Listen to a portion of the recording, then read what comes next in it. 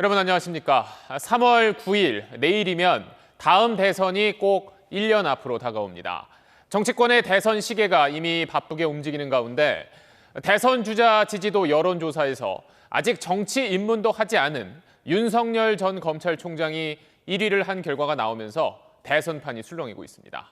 오늘 8시 뉴스는 김수영 기자의 보도로 시작하겠습니다. 여론조사기관 한국사회여론연구소가 지난 5일 실시한 차기 대선 주자 지지도 여론조사에서 윤석열 전 검찰총장 지지 응답은 32.4%였습니다. 이재명 경기도지사 24.1, 이낙연 민주당 대표는 14.9%였습니다. 리얼미터가 지난 6일부터 7일까지 실시한 조사에선 윤석열 28.3, 이재명 22.4, 이낙연 13.8%로 나타났습니다. 윤 전 총장과 이 지사 지지도는 오차 범위 안에 있습니다. 지난 4일 직을 던지면서 대선 출마 가능성이 점쳐지는 윤 전 총장의 야당 성향 지지세가 모인 걸로 보입니다. 당사자인 윤 전 총장은 반응을 보이지 않았고 주변에서는 대선 1년을 맞아 특별한 움직임도 없을 거라고 전했습니다. 여권 유력 주자들은 등판도 안 한 윤 전 총장에는 눈길을 두지 않고 자기 역할에 집중했습니다. 대선 1년을 앞둔 내일 이낙연 민주당 대표는 직을 던집니다. 당권 대권 분리 당원에 따라 대표직은 내려놓지만 곧바로 4월 재보선 선거대책위원장을 맡아 대선 주자로서 첫 승부수를 띄웁니다.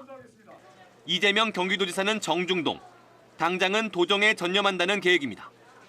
SNS엔 부패의 가능성을 줄이는 게 공직개혁의 시작이라고 썼는데 1년 전 화두는 선명성인 셈입니다. 코로나 대응에 주력해온 또 다른 대선 주자 정세균 국무총리. 오늘 LH 투기 의혹과 관련해 국민이 가혹하다고 느낄 만큼 사생결단의 각오로 비리 의혹을 파헤치겠다는 다짐의 글을 SNS에 올리기도 했습니다. 야권에선 홍준표 의원이 이재명 지사를 포퓰리즘 정치가로 빗댔고 유승민 전 의원은 LH 사태를 현 정부의 위선으로 비판하는 등 여권 때리기에 힘을 모았습니다.